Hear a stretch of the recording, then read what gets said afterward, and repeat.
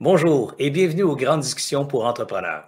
Ce sont des rencontres qui se veulent d'abord inspirantes. On rencontre des entrepreneurs qui ont des parcours exceptionnels, des succès ou des insuccès, mais chaque fois une histoire différente, une histoire qui est là pour vous inspirer, vous stimuler, vous donner des idées, vous encourager à poursuivre votre projet d'entrepreneuriat. Vous savez, Alias Entrepreneur existe parce qu'il y a un auditoire présent et dynamique. Alors, on a besoin de vous aujourd'hui, avant que se débute cette entrevue. Prenez quelques instants pendant que je vous parle pour aller faire un abonnez-vous. Allez vous abonner à notre plateforme, à notre média, soit sur YouTube, Facebook ou là où vous regardez actuellement ce contenu ou écoutez actuellement ce contenu. Allez également commenter et partager. Donc, partagez votre commentaire. Ça aussi, ça nous aide beaucoup parce qu'évidemment, Alias a besoin d'un auditoire dynamique et présent pour pouvoir recruter des commanditaires et financer ainsi ses activités. Alors, on compte sur vous. Partagez, commentez, likez, mais surtout, abonnez-vous. Parlant de commanditaires, on en profite pour remercier la Banque nationale, partenaire depuis les tout débuts d'Alias Entrepreneur, ainsi que le réseau Mentorat, le CETEC, Centre du transfert des entreprises du Québec, ainsi que le ministère de l'Économie et de l'Innovation, sans qui tout ce projet n'aurait pas lieu. Alors, un grand merci à vous tous, chers commanditaires. Et maintenant, place à cette entrevue inspirante.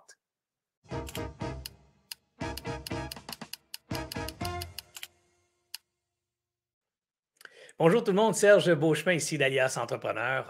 Une autre grande discussion pour entrepreneurs aujourd'hui et un invité toujours aussi spécial les uns que les autres. Celui-ci, c'est un entrepreneur de la région de Gatineau, de l'Outaouais en fait. C'est un bonhomme que j'ai rencontré cet été qui m'a raconté son histoire. J'étais passionné, j'étais pendu au bout de ses lèvres. C'était vraiment toute une affaire. Et je me suis dit, il faut qu'il vienne raconter ça à Alias. Alors, je n'ai pas pris de notes et là, aujourd'hui, je me paye la traite. Je vais pouvoir y reposer les mêmes questions. Puis là, je vais tout avoir enregistré ça en vidéo. Je vais pouvoir donc le garder, le consulter à outrance, à répétition dans l'avenir. Vous allez voir une belle histoire entrepreneuriale d'ici, un gars vraiment impressionnant. Son nom, je vous le dis, Fred Boulanger. Salut Fred, comment tu vas? Salut, merci beaucoup. Une belle introduction. Je me sens bien spécial, là. Je vais essayer de vivre à la hauteur des attentes. Écoute, Fred, c'est vrai que notre rencontre à Gatineau m'a beaucoup inspiré. Tu es vraiment quelqu'un de particulier, puis une business, tu as eu un cheminement de business très intéressant aussi. Fait que je suis content. J'étais content et je le suis encore aujourd'hui quand tu as accepté mon invitation de venir nous raconter ça ici sur Alias. Je te rappelle un peu le contexte, mais Alias, ces entrevues-là sont des entrevues qui permettent aux entrepreneurs de se brancher avec quelqu'un qui leur ressemble et démystifier le cheminement de l'entrepreneuriat. Souvent, on voit l'entreprise à la fin, mais on ne voit pas comment ça s'est construit, cette affaire-là. Puis on pense que c'est tellement gros et tellement impossible pour moi de faire ça que j'y arriverai jamais. Puis finalement, on rencontre des entrepreneurs, on les questionne, puis on se rend compte que leur histoire elle ressemble à beaucoup, beaucoup, beaucoup d'histoires d'entrepreneurs qui sont encore petits ou en démarrage. Alors, ça devient de leur donner une bonne dose d'inspiration. Et c'est exactement ça, le but de ces rencontres-là. Alors, pour débuter, pour mettre la matière sur la table, commençons par le jeune Fred. Il faisait quoi, le jeune Fred, à 15-20 ans? Il rêvait de quoi, au juste? C'est 15-20 ans, je pense que je jouais encore au golf, puis je pensais que j'étais bon. Puis à un moment donné, les emplois d'été bien chez ordinaire, là, rien de vraiment épatant de ce côté-là. Je viens du bas du fleuve, alors beaucoup de villégiature, mais beaucoup de golf, comme je disais.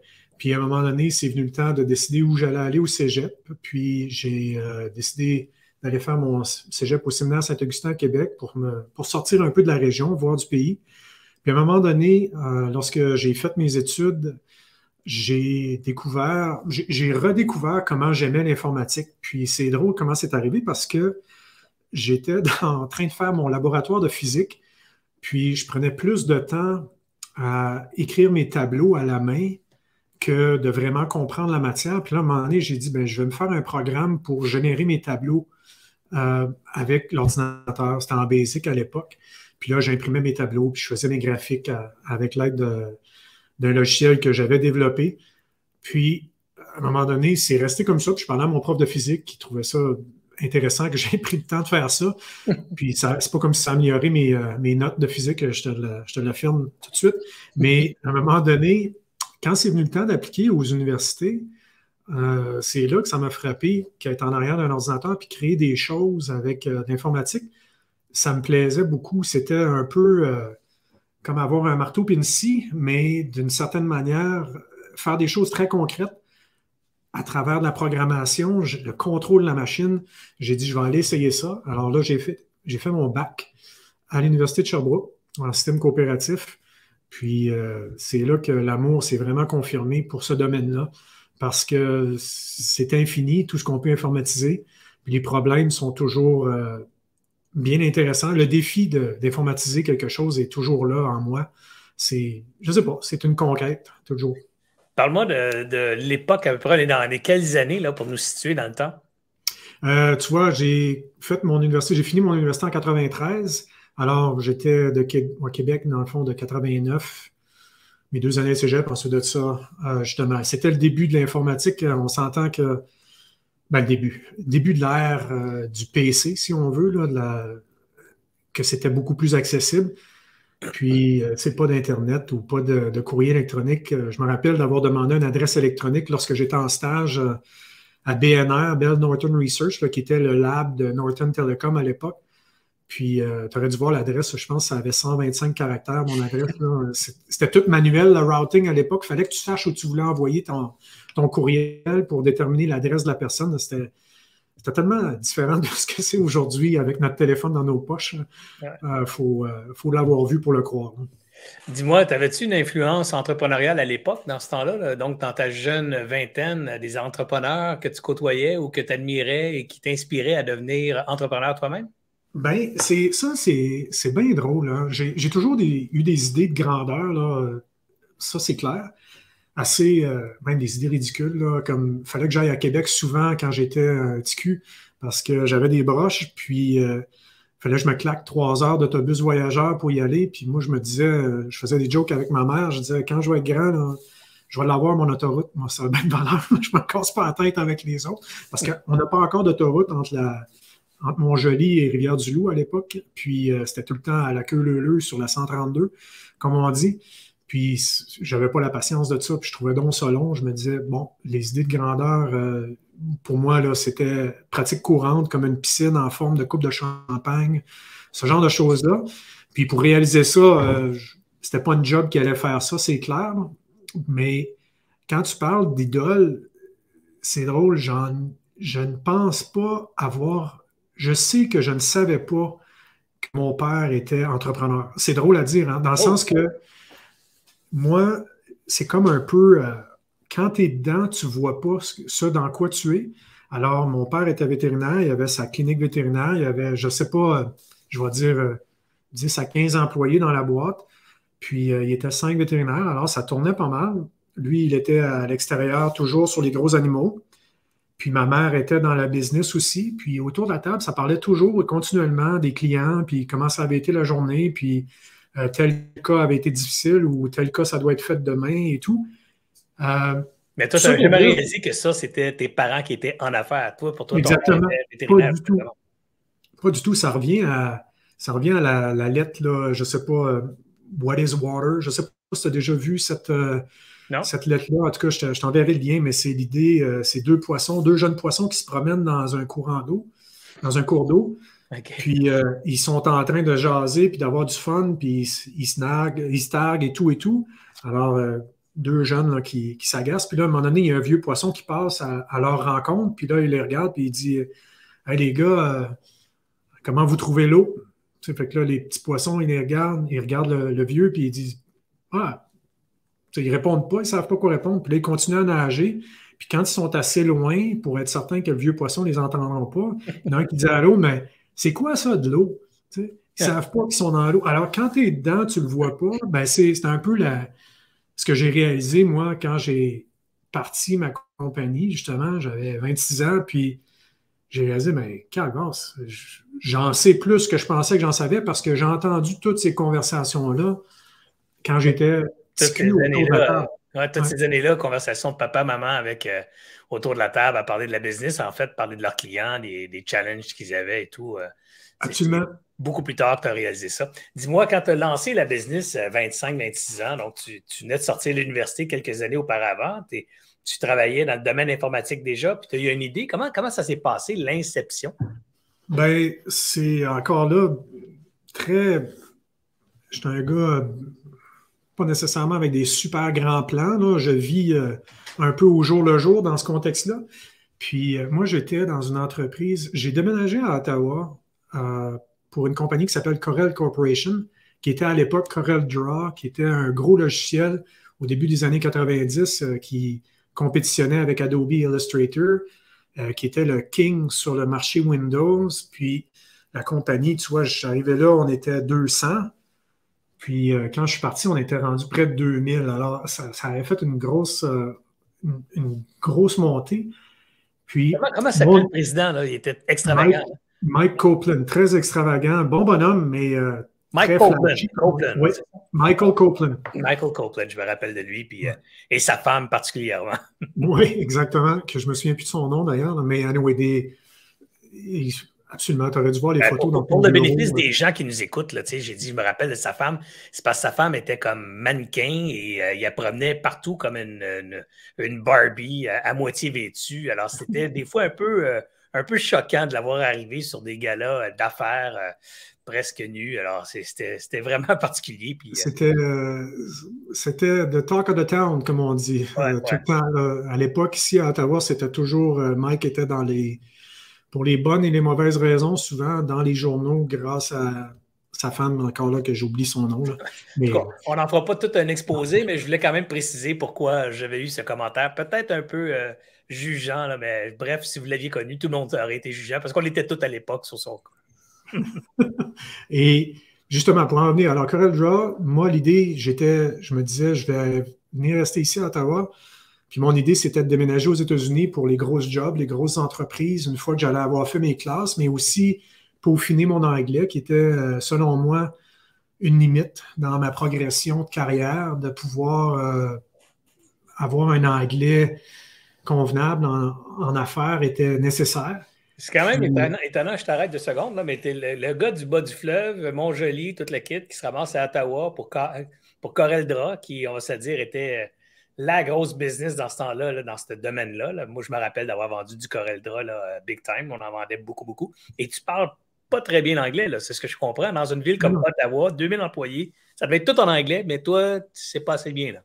Ah non, je parlais pas anglais comme il faut. Puis à chaque fois que mon boss me parlait, Serge, je venais rouge comme une tomate parce que j'étais gêné de parler. Là. Comment je vais répondre, qu'est-ce que je vais dire. Aller dans un meeting, puis sachant que j'allais avoir un status report à faire ou donner un état des choses, ça me... sans dire que ça me stressait, mais ils étaient très courts. Puis je ne suis pas certain que c'était très compréhensible à l'époque. Mais, regarde, c'était quelque chose que j'étais là pour apprendre. Alors, à un moment donné, il faut prendre le temps. On peut pas apprendre les choses juste en criant ciseaux. Fait que ça a été un 2 ans, je me disais, qui allait être intensif. Ça a été très intensif. Corel, j'ai eu assez de cordes pour me pendre avec, comme on dit, là, tellement j'avais des responsabilités, puis j'ai monté rapidement. Et à un moment donné, c'est ça qui est arrivé, c'est que là, j'ai déterminé que je ne voulais plus déménager, j'étais bien ici, mais c'est aussi, j'ai réalisé que les possibilités d'avancement à Corel étaient assez limitées. Je travaillais pour quelqu'un de très bien, qui lui se rapportait directement au CEO, Mike Copeland. Puis là, je me disais, ils sont où mes portes là, d'avancement ici? Puis sans dire qu'il fallait que je monte dans la hiérarchie, mais c'est que je voyais les projets, puis il n'y en avait pas vraiment qui m'intéressaient plus que ça. Alors j'ai dit, moi j'ai 3 mois de vacances, je prends des vacances, ça fait longtemps que j'ai pris des vacances, j'en prenais pas. Puis c'était important pour moi de me reposer, je vais aller me promener dans l'Ouest et ça va être ça. Alors j'ai donné comme 6 mois de notice à mon boss, j'ai dit, je veux te donner le temps de te retourner de bord. Je fais la mise à jour de l'application sur laquelle je travaillais. J'en avais 2 à l'époque. Puis après ça, je m'en vais. Je te laisse pas dans le champ. Là. Donc, tu as donné ta démission. Tu n'as pas juste pris des vacances. Tu as donné ta démission. J'ai donné ma démission, mais avec 6 mois de notice. De préavis en français. De préavis. Préavis, exactement. Et là, j'ai dit, ça va te donner le temps de t'arranger, puis moi, je vais finir ma job. Mais là, Fred, quand tu as donné, c'est quand même une grosse décision. Tu as donné une compagnie qui a multiplié par 10 son staff en quelques années. Tu es en dessous, tu es 2 degrés de séparation du gars le plus parlé, plus populaire au Canada et probablement dans le nord de l'Amérique en technologie. Et tu décides de donner ta démission sans parachute, dans le sens que tu n'as pas un autre projet, tu n'as pas un autre business, tu n'as rien là. Ben, j'avais des idées, mais j'étais pas Idées, arrêté. on en a toutes, là, mais tu n'as Ouais. rien d'autre, tu as juste des Non, idées. non, exactement. J'étais pas arrêté sur rien, dans le sens que je me disais, il y avait plein de choses qui m'intéressaient, puis j'étais capable de coder, là, je suis capable de faire bien des choses, puis je me disais, il faut que je réfléchisse à qu'est-ce que je veux faire. Puis moi, quand je me donne dans quelque chose, tu sais, Corel, on travaillait fort, on travaillait très, très fort. Tu sais, c'était facilement là, 60 heures par semaine, puis j'avais pas le temps de faire d'autres choses, puis là, je voulais me consacrer un peu à réfléchir à la bonne opportunité, si tu veux. Puis, ce qui est arrivé, c'est que j'ai même pas eu le temps de prendre une semaine de vacances, Serge, que moi, il y avait des gens avec qui je collaborais très étroitement à Corel qui, quand on réalisait que c'était vrai que je m'en allais, ils m'ont rappelé pour me dire, ben là, je n'accepte pas que tu t'en ailles, j'ai besoin de toi sur tel projet. Tu sais, on peut-tu faire quelque chose? Puis c'est là que j'ai dit, ben, si vous voulez faire quelque chose, j'ai utilisé l'opportunité vraiment. J'ai dit, ben, regarde, moi, je ne retourne pas dans l'immeuble en or, là, parce que l'immeuble est tout doré Ouais. de Corel. Puis j'ai dit, je vais mettre une équipe autour de moi, puis on va réaliser les projets que vous avez besoin. Puis mon idée à l'époque, c'était simple, c'est avec les profits que je vais faire des services, ben, je vais développer des produits. Des produits que je considère qui vont être de l'avenir, si tu veux. Alors, j'ai mis 5 personnes ensemble, puis on a commencé un contrat de 3 mois. Je me suis lancé là-dedans 3 mois. J'ai dit, bah oui, on y va. Puis, on travaillait comme des malades, puis on avait négocié des bons termes. Ils ont été très corrects avec nous, très fair pour nous avoir. Puis, le contrat de 3 mois s'est transformé en relation. Tu sais, j'ai fait des affaires avec Corel pendant 20 ans. Hein. Wow. Ça a été long, là, et une belle relation aussi. Mais tu sais, intensivement, les 4 premières années, Corel était le plus gros client de Macadamienne, jusqu'à temps qu'à un moment donné, eux frappent leur mur. Là. Linux n'a pas vraiment marché, puis le .com qui a implosé a vraiment changé la donne pour les compagnies en haute technologie. Mais on avait bien négocié nos contrats, alors on a été capable bien se sortir de tout ça. Puis, tu sais, je te dis, bien négocier nos contrats, la règle d'or, c'est de toujours aller sur des choses qui sont importantes pour toi, puis trouver des choses qui sont importantes pour toi et qui sont faciles à donner. Puis, la chose que j'avais trouvée qui était importante pour moi, c'était, étant donné que je prenais un risque de partir en affaires, j'ai dit, il va falloir que tu me donnes 3 mois de notice si jamais tu n'as plus besoin de mes services. Alors que, par définition, Corel, c'était toujours 1 mois, peu importe la longueur du contrat. Et ce 3 mois-là, quand Corel a décidé de terminer notre contrat, nous a sauvé la vie parce que j'avais 10 personnes sur le contrat de Corel, alors ça nous donnait 10 fois 3 mois de préavis. Alors, on a été capable de très bien gérer l'entre-deux parce qu'ils étaient facilement 50% de nos revenus à l'époque. Puis, on a été capable de gérer ça de manière sans trop de heurts, malgré ce qui aurait pu être un cataclysme pour Macadamienne très tôt dans sa vie, là, si tu veux. Macadamienne est le nom de l'entreprise, puis là, j'apprends qu'elle est partie par techniquement une opportunité de ton ex-employeur parce que tu quittes, puis finalement, il te rappelle, il ne veut pas que tu partes, il te donne un contrat, il t'engage d'autres mondes avec toi, puis tu dis, bon, ben écoute, on va travailler là, on va dégager de l'argent et peut-être un peu de temps, et cet argent-là, puis ce peu de temps-là, on va développer un produit. C'était à peu près ça la stratégie à l'époque. Absolument, absolument. Puis très, comme on dit, jouer à l'oreille, là, ici, Serge, là, pas de grand plan de whatever. Tu sais, le service était une fin pour développer des produits, puis ça s'est transformé pour devenir. Sais-tu que c'est le fun de faire du service, puis on peut être très bon là-dedans. Je me rends compte qu'on se démarque très bien, puis qu'on a un haut taux de satisfaction. Alors, tu sais, pour moi, c'était très simple répondre aux besoins de compagnies comme Corel parce que j'étais issu du domaine. Je sais c'est quoi développer un produit. C'est pas développer une solution pour le système de paye, c'est développer une solution qui va être revendue. C'est pas du software pour être utilisé, c'est du software pour être revendu. Puis comment je te dirais bien ça, le niveau d'ingénierie requis et de formalisme requis pour développer des logiciels comme ça est différent, si tu veux. Ça demande beaucoup plus. Alors, nous, on avait une bonne compréhension des besoins de ce domaine-là. Alors, Corel, ensuite de ça, ça a été Adobe, ensuite de ça, ça a été quelle autre compagnie qui pouvait être Microsoft. Ça a été notre créneau, ce qu'on appelait les Independent Software Vendors.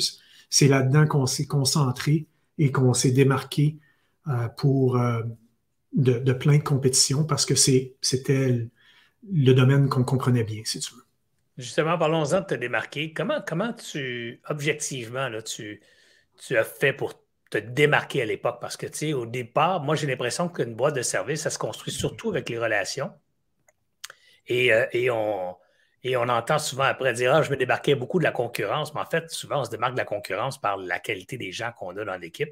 Comment Macadamian se démarquait vraiment de ses concurrents dans une perspective où avant des bras, là, dans ce cas-là, ce n'est pas des bras, c'est une image, avant des cerveaux, là, fait qu'avant des cerveaux puis du temps, comment se démarquait vraiment là, des concurrents? Ben, tu vois, nous, premièrement, se démarquer des concurrents avec le premier client qui me connaissait très bien, il n'y a pas eu vraiment de question de se démarquer des clients parce qu'ils savaient qui ils engageaient d'une certaine manière. Et dans le fond, nous connaissions très bien, puis ils savaient la valeur que j'apportais et ils savaient le jugement que j'avais pour monter des équipes, ce que j'avais fait à plusieurs reprises déjà à Corel. Alors ça, c'était un peu... J'ai pas eu besoin de me démarquer, là. Ma réputation me précédait, si tu veux. Mm-hmm. Puis en service, on s'entend que la réputation, c'est surtout au niveau boutique dans lequel on a opéré, si tu veux, c'était très important parce qu'on n'a jamais été une entreprise à 3000 ou 5000 employés. Le plus gros qu'on a été, c'est à peu près 300. Mais tu sais, dans ce domaine-là, quand tu regardes des CGI qui ont 50 000 employés, ou je ne sais plus combien ils sont, peut-être que j'exagère, mais c'est vraiment un autre ordre de grandeur, ce n'est pas le même genre de travail qu'ils font que ce que nous, on faisait. Alors, quand on se démarque, pour nous, ça a été vraiment de démontrer qu'on avait des cracks en informatique qui pouvaient résoudre des problèmes que personne d'autre pouvait résoudre. Puis nous, on était là pour créer la prochaine génération des produits, résoudre des problèmes qui étaient pas le genre de problème qui aurait pu être imparti auparavant. Puis la raison pourquoi on pouvait dire qu'on était capable de résoudre ces problèmes-là, c'est parce qu'on l'a démontré à maintes reprises. On avait un portfolio très solide qu'on a bâti grâce à Corel, Graphon, puis plusieurs autres compagnies où c'était facile de parler que nous, Windows, à l'époque, on connaissait ça mieux que n'importe qui. Puis alors, si tu voulais faire quelque chose à Windows que Windows ne faisait pas, on était la compagnie à qui tu devais parler pour réaliser cet objectif-là. Alors, démarquer au niveau de la plateforme technologique sur laquelle on travaillait, on n'était pas hyper fort en Macintosh, on était fort en Windows. Puis là, on s'est dit, puis là, c'est là qui est l'essoufflement de la business à un moment donné. On va y arriver, mais c'est que, à un moment donné, je me suis tanné de courir après des fads technologiques, si tu veux. Windows, à un moment donné, c'est tombé pour devenir le web. Le web est tombé pour devenir du mobile. Le mobile est tombé pour redevenir un peu du web responsive et la génération, la troisième génération d'applications qui était plus JavaScript, très interactive à la Google Maps. Puis ça vient à un moment donné que toujours avoir du monde top-notch en techno, c'est beaucoup plus difficile que d'avoir du monde top-notch dans un créneau particulier. Alors éventuellement, on est passé au début de se différencier sur la technologie qu'on connaissait pour éventuellement se différencier sur le vertical d'affaires qui était le domaine de la santé. Puis, je veux dire que c'est beaucoup plus facile se démarquer en santé que se démarquer en techno. Et comment tu faisais pour te démarquer en santé? En fait, je comprends bien là, le virage de techno versus secteur industriel ou secteur économique, là. Mais quand tu décides d'arriver à dire je vais faire la job dans la santé, dans le domaine de la santé, c'est vague ça aussi. Là. Fait que, comment tu trouves ta niche là-dedans? Comment tu finis par l'identifier clairement? Bien, tu vois, l'histoire autour de ça, c'est qu'à un moment donné, c'est venu par nécessité. Puis la nécessité est la faillite de Nortel. Nortel, en 2008, en 2009, on fait faillite. Ce qui devait être une faillite un peu protocolaire, c'est parce que Nortel était très bien financé. C'est la crise financière qui a fait que Nortel a dû se mettre sous la protection de la loi de la faillite. Mais quand la faillite s'est résorbée, il devait, dans le fond, je pense que ça s'est résorbé à 80 cents aux créditeurs dans le dollar. Alors, c'était pas vraiment une faillite, si on veut, là, quand tu as seulement besoin de 20 sous par dollar d'emprunt. Mais l'idée, c'est qu'après ça, on s'est dit, là, ça n'a pas d'allure. Là. Des coûts comme ça, on n'en veut plus. Qu'est-ce qu'on peut faire qui fait... Parce que là, ce qu'il faut comprendre, c'est que toi, tu étais fournisseur et tu n'avais pas été payé, c'est ça que tu dis, là? Exactement. J'étais fournisseur, puis c'était un gros client pour nous, encore une fois, aux alentours de 50%, et des millions dans le tordeur, parce qu'on est payé seulement qu'aux 3 mois. Non, aux 75 jours. Mais tu sais, c'est lorsqu'eux autres, ils décident de ne plus payer, tu as au moins 75 jours de ne pas payer, sinon plus, 90, parce qu'ils ne sont jamais à l'heure, ils ne sont jamais en temps.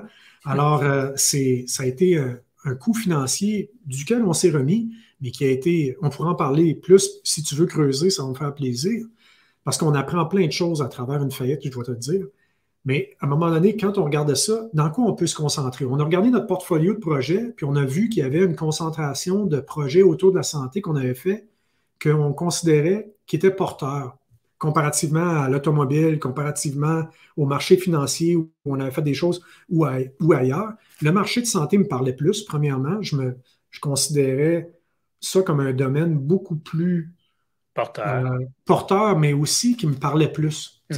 Pour moi, d'être capable d'aider à travers... J'ai toujours admiré les médecins, les infirmières, le monde de la santé qui sont... Tu sais, veux pas, si t'as pas la santé, là, tu vas pas loin. Hein? Ouais. Alors, être capable d'aider des gens à retrouver la santé, pour moi, c'était noble. Puis d'être capable d'aider ces gens-là à faire mieux et plus à travers des solutions technologiques, ben, je voyais une manière de contribuer qui me parlait beaucoup. Puis ça, c'est toujours très important dans mon parcours. Moi, faire des choses dans lesquelles tu peux toujours faire de l'argent. Mais à un moment donné, si tu le fais juste pour faire de l'argent, je pense que tu as perdu le match. Tu vas perdre rapidement d'une certaine manière. Mais en te concentrant sur quelque chose que, pour une idée pour laquelle j'ai beaucoup de respect et beaucoup d'admiration, ben, ça me donnait beaucoup de résilience à travers les épreuves. Puis la santé, ça répondait à ça. Alors, tranquillement, on a investi une personne à faire du développement d'affaires en santé seulement. Puis là, on continuait de faire à peu près tout ce qui rentrait, puis à courir après tous les lapins qui se présentaient. Entre autres, beaucoup de télécom. Puis, tu sais, c'était bien intéressant, le télécom, mais à un moment donné, le télécom, c'était un domaine qui s'est commodisé beaucoup avec Huawei et tout. Alors, beaucoup de choses se faisaient en Chine. Alors, payer du monde en Amérique du Nord, c'était rendu compliqué. Fait que, une chose mène à l'autre. En 2015, on avait commencé cette initiative-là en 2010. En 2015, on était rendu à 20% de notre chiffre d'affaires en santé. Puis là, on a dit, on a une croissance raisonnable qui avance bien. Puis, on dit, on met tout sur le rouge, on y va en santé. On arrête de dépenser tout l'argent qu'on dépense en go-to-market, en marketing, en vente, qui n'est pas de la santé, va s'en aller en santé. Alors, ça veut dire que moi, ça faisait 8 ans que j'allais à Barcelone au Mobile World Congress. Je connaissais tout le monde à Barcelone d'une certaine manière. Là. Puis, du jour au lendemain, ben, on a arrêté d'aller à Barcelone puis dépenser plein de sous pour aller là. Mais on a décidé d'aller à une conférence qui s'appelle HIMSS, puis une autre conférence qui s'appelle HLTH, puis plein de conférences dans le domaine de la santé et seulement se concentrer sur la santé. Alors, à chaque fois que c'était le temps de dépenser $1 en 2015 dans le go-to-market, mais ce dollar-là est devenu à 100% dans le domaine de la santé. Puis quand j'ai vendu en 2021, bien, la santé était rendue 88% du chiffre d'affaires. Alors, tu sais, c'était un domaine qui était porteur pour nous. Ouais, c'était pas un hasard, finalement. Non. Ça, c'est bien orchestré, là. Oui, on a travaillé fort pour ça, puis de voir tu sais, pas, le domaine de la santé, il y en a tellement de besoins. Je ne peux pas parler des autres domaines, mais je sais que le domaine financier est beaucoup plus technologique que le domaine de la santé encore. Même si on arrive dans un hôpital et on voit plein de choses électroniques, il y a tellement encore plus à faire, si tu veux. Là. Pour moi, il y a 20 ans d'ouvrage, 30 ans d'ouvrage à faire là-dedans encore. Là. Fred, si on regarde ton plan initial de dire je pars avec une coupe de chum, puis on va faire du service pour Corel entre-temps, puis le vrai but, c'est de développer des produits puis les commercialiser. Il est arrivé quoi avec ce rêve-là? Ben, on a rapidement développé des produits pour se casser les dents rapidement. Puis nous, ce qu'on n'avait pas réalisé, Serge, c'est qu'on était bon à développer des produits, mais nous autres, là, à Corel, on était tous des développeurs / ingénieurs, puis Pas des vendeurs. exactement, ils nous poussaient la pizza en dessous de la porte, là, puis ils nous enfermaient quelque part, là, puis développer vos affaires, puis quelqu'un d'autre va s'occuper de la commercialisation. Alors nous, on pensait qu'on va développer, puis le monde va en venir. C'est pas de même que ça marche. Puis on l'a appris à la dure, ça. Alors, quand en 2001, le dot-com a explosé, ou implosé, je devrais dire, on a reconcentré nos activités parce que même si on avait des clients pour notre produit, on n'avait juste pas assez pour justifier le niveau d'investissement qu'on faisait là-dedans. Alors, on s'est dit, on va prendre les bonnes personnes qu'on a dans notre département de R&D pour les mettre en service. Puis, on va foncer là-dedans, puis on va oublier le rêve du produit. Puis, on l'a oublié pendant 10 ans, tu vois, 2001, bon, plus que ça, 12-13 ans. Puis là, au bout de 12-13 ans, j'ai dit, ben là, c'est important qu'on révisite ça, là, parce que pour moi, juste du service, encore là, se différencier sur des cerveaux et seulement que des cerveaux, c'est très difficile, même si on a un vertical dans lequel on a beaucoup d'expertise. Tu as un gars ou une fille qui est le chef de projet, qui est le kingpin avec le client, qui décide d'aller dans un autre emploi. C'est une crise au niveau du projet, ça te prend un plan B toujours, puis le monde, le monde, ils font du service avec du monde.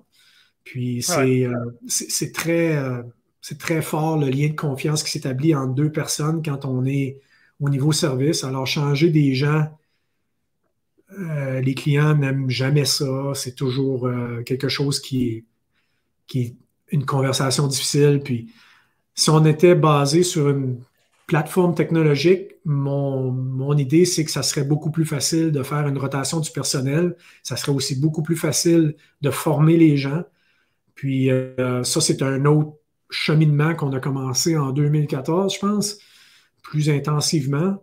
Puis ça a payé énormément durant la pandémie. On était vraiment prêts durant la pandémie avec notre boîte à outils de techno. Parle-nous-en donc un peu. Là. Donc, le rêve d'avoir tes propres produits est revenu à la surface 2012, 2011, 2012, dans ces coins-là. Qu'est-ce que tu as développé au juste pour quelle clientèle? Bien, à l'époque, ce qu'on a développé, c'était encore une plateforme on a comme regardé notre population de développeurs, qui était à peu près 300 ou je ne sais pas, 250 à l'époque, puis on s'est dit, qu'est-ce que ces gens-là auraient besoin pour être plus efficaces et que Macadamia soit plus efficace dans un mandat. Alors, on a développé une plateforme qui nous permettait de créer des applications multi-tenant très rapidement, qui allait avoir du commerce électronique, qui allait avoir parce qu'on était dans le domaine de la santé, c'était très important d'avoir une très forte traçabilité, un très haut niveau de sécurité, qu'on soit conforme à la notion ou la norme PEPIDA, là, ou que je vais dire en anglais le HIPAA, qui est aux États-Unis. Puis, c'était cette plateforme-là qui, pour nous, permet de développer une application qui allait scaler sans avoir d'efforts additionnels à faire.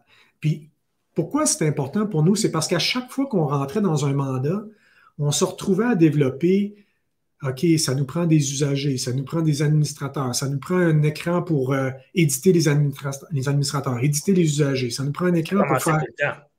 On recommençait tout le temps, puis alors on revoyait tout le temps les mêmes bugs ou on voyait des problèmes, des patterns.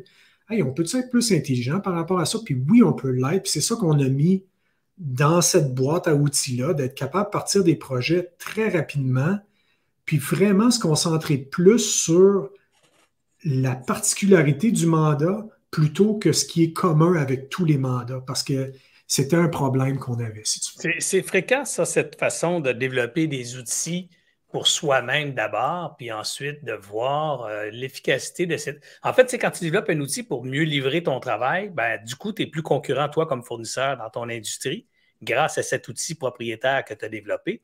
Mais en même temps, il y a une opportunité de prendre cet outil-là, puis de le revendre aussi, puis de Ouais. créer un revenu avec quelque chose qui était quelque part une dépense pour ta business, pour faire plus d'argent. Là. Puis pour être plus profitable et performant. Et cette ligne de nouveaux revenus-là, ben, ça reste un autre business, là, parce que là, il faut vendre ce produit-là, faut servir les clients qui, des fois, peuvent être même des compétiteurs, parce qu'ils vont s'en servir pour faire la même chose que toi. Là.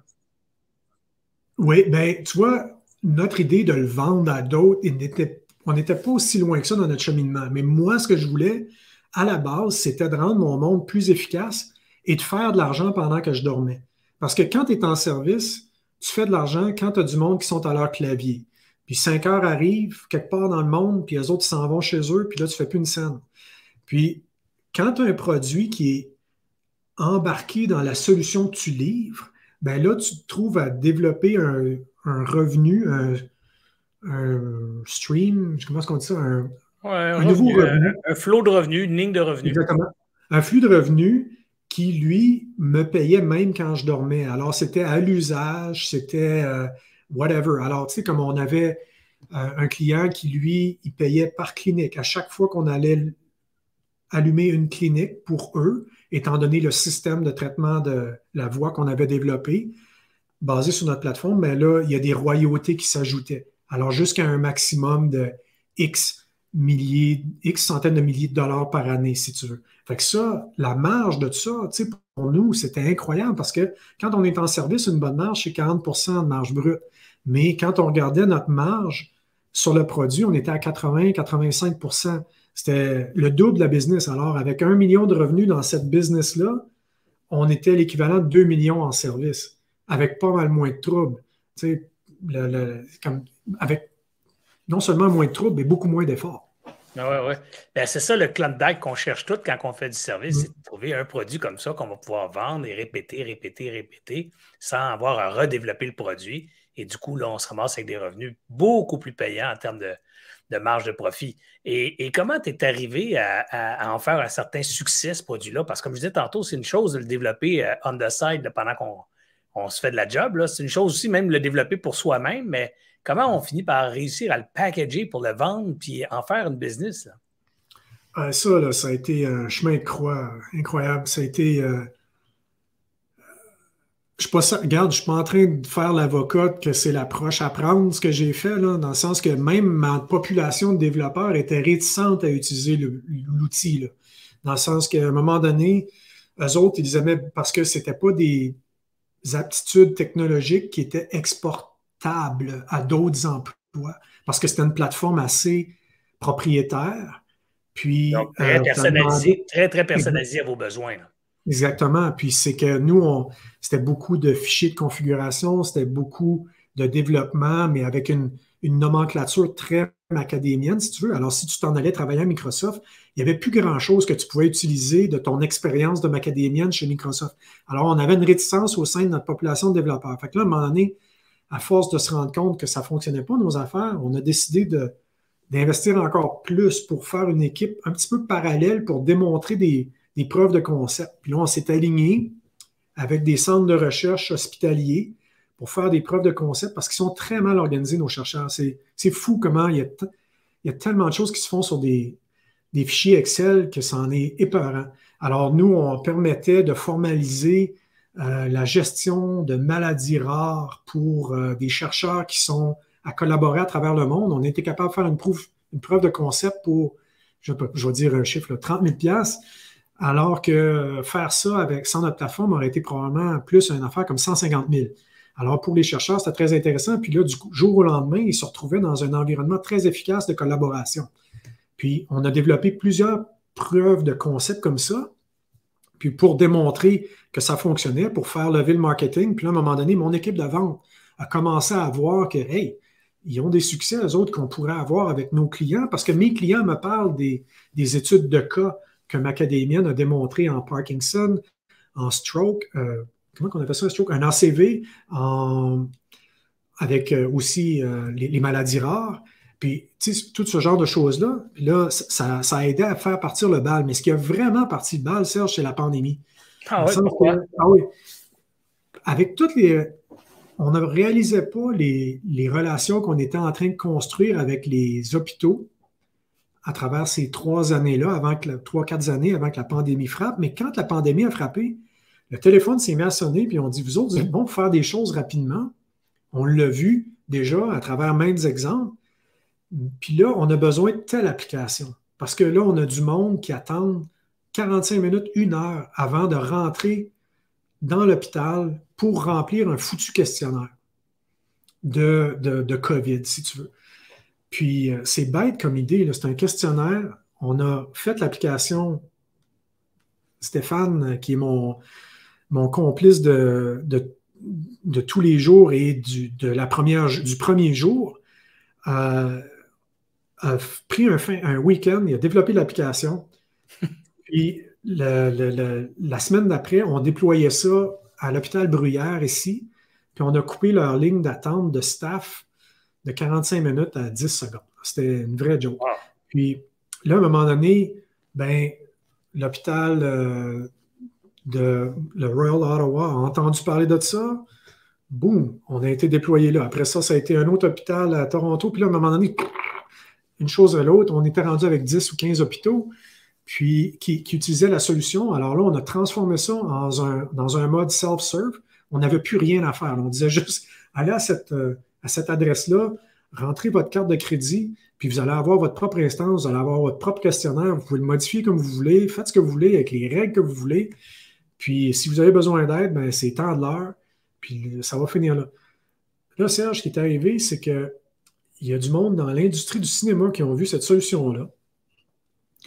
Puis ça, eux autres, le cinéma, c'était complètement arrêté. Puis les assurances ne voulaient plus les assurer parce qu'il y avait des risques de COVID, donc des risques potentiels de mort et de décès. Alors, ils ont établi un protocole qui donnait l'assurance qu'il allait avoir une sécurité sanitaire plus grande grâce à un questionnaire, grâce à plein d'autres choses. On était une partie d'une solution. Là, ils ont vu notre solution, ils ont dit, pouvez-vous faire ça pour nous?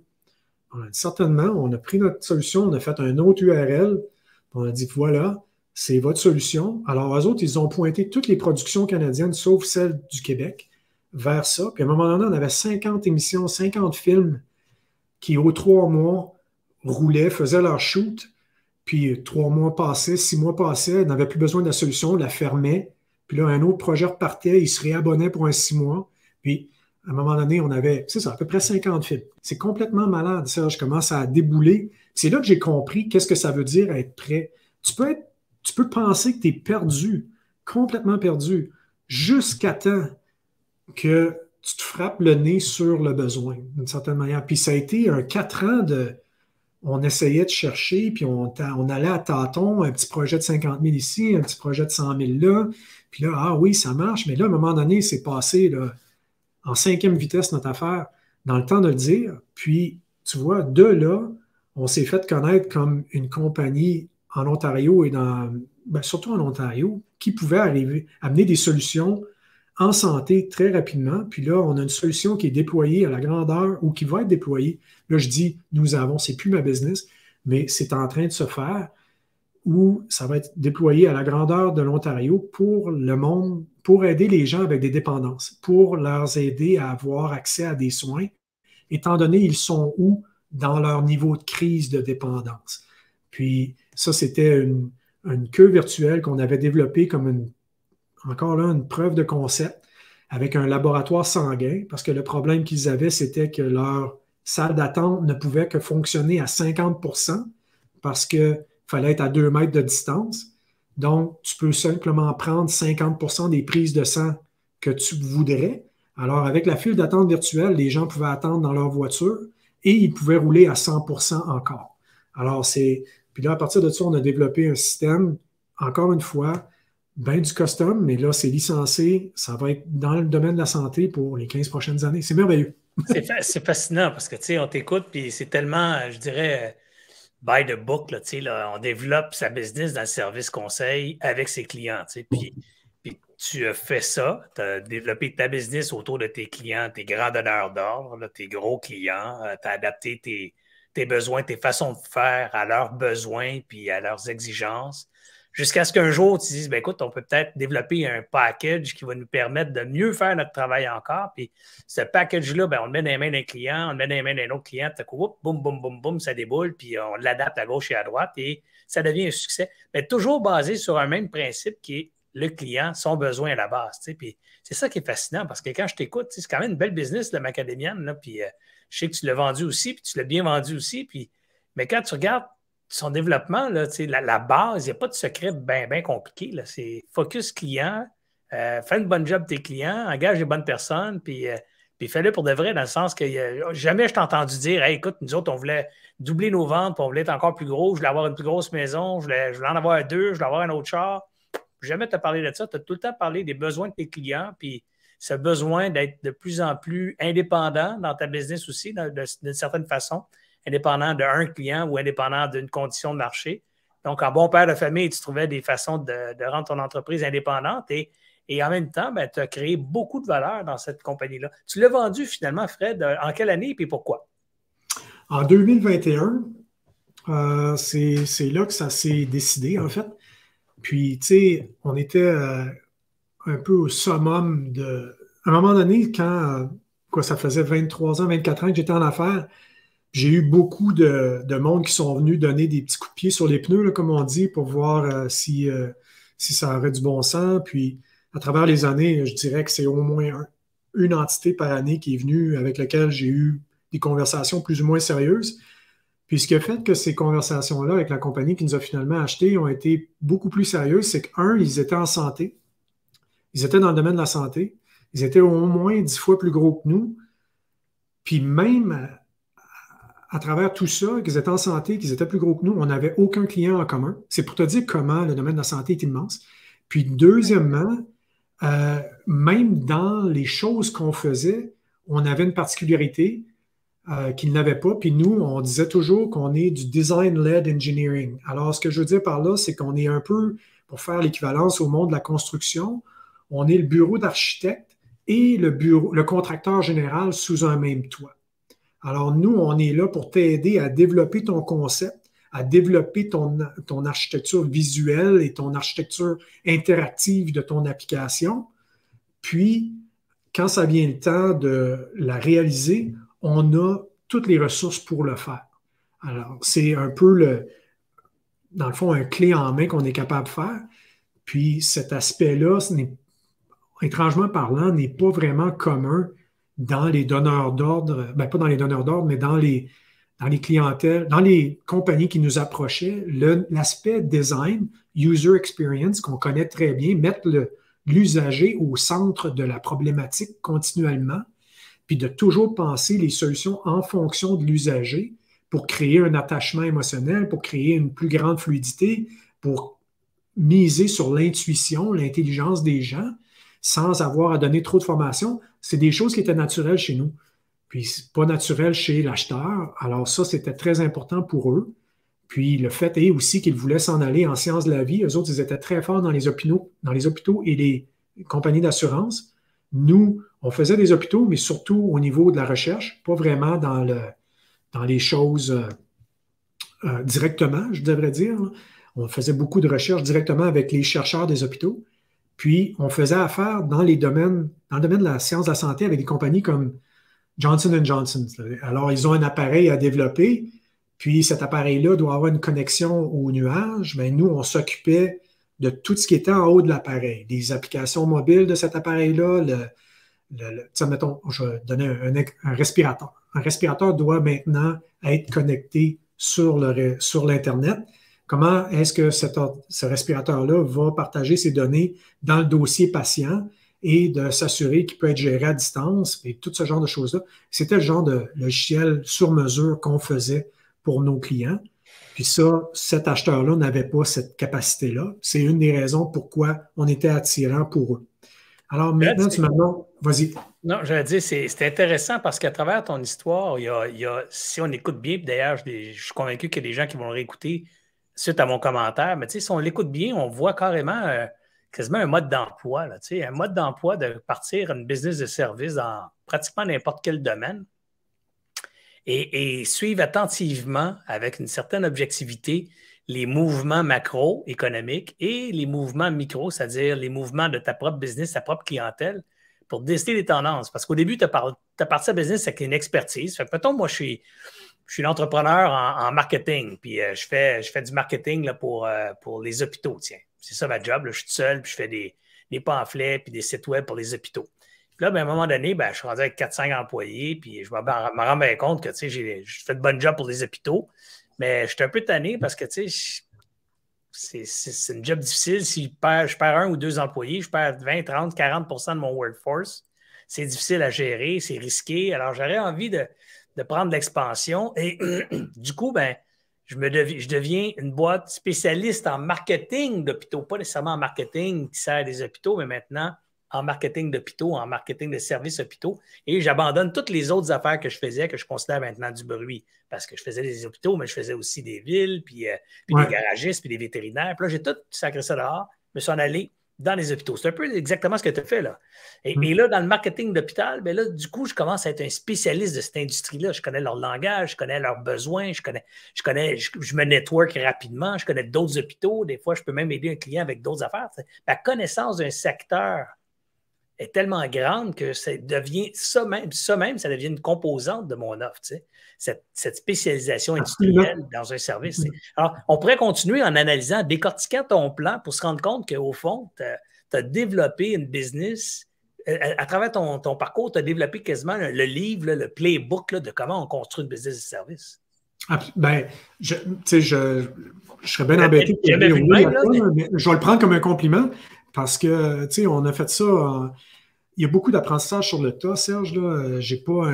Moi, je n'ai pas une formation en administration ou en business, j'ai une formation en informatique. Puis, tu sais, veux pas, j'avais une très bonne équipe de direction, alors ça ne s'est pas fait seul. Ce que je veux dire par là, c'est qu'il y avait du monde qui avait des opinions très fortes sur les directions qu'on a prises. Puis, ceux que tu vois, c'est certainement des opinions que j'ai écoutées, là, si tu veux. Parce que moi, je suis un gars... très... dépenser, c'est toujours difficile. Une dépense, là, c'est comme comment qu'on peut l'éviter. Puis, tu sais, à un moment donné... C'est frugal, là. Tu fais attention à l'argent, puis tu ne sors pas pour rien. Oui. Puis, tu sais, mais il y a du monde qui disent, ben, j'ai besoin de cet argent-là, mettons, pour faire une bonne job en santé. Ben là, tu regardes l'analyse qu'ils ont faite, puis ça tient la route, puis tu dis, ben, je vais t'en donner un petit peu, puis montre-moi que ça va fonctionner, puis on va continuer. Alors, c'est pour ça, au début, en 2010-2011, quand on a commencé à investir en santé, on n'a pas dit « OK, on y va, toute la gang, on transfère 200 personnes là-dessus. » Non, non. On a mis une personne qui faisait du développement d'affaires, qui était très bonne, un pilier dans l'académienne, puis on a dit « Ton mandat maintenant, c'est ça. Puis va démarcher, va débroussailler ça, ramène-nous ce que tu entends. » Puis on va travailler avec ça. Puis tranquillement, pas vite, ça, c'est devenu une unité d'affaires.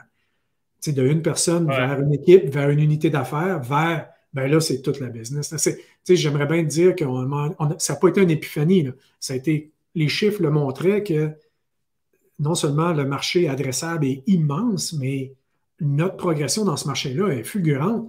Alors, il y a de quoi à faire. Écoute, Fred, j'aurais aimé ça continuer encore. Je dis ça quasiment tout le temps à mes invités parce que quand j'arrive à la fin, je regarde les 52 minutes déjà.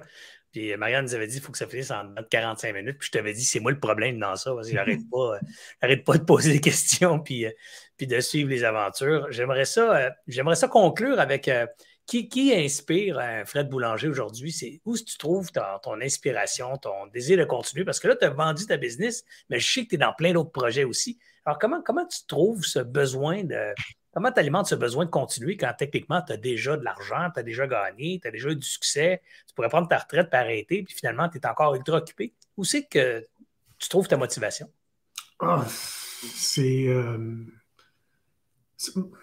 Je vais dire, moi,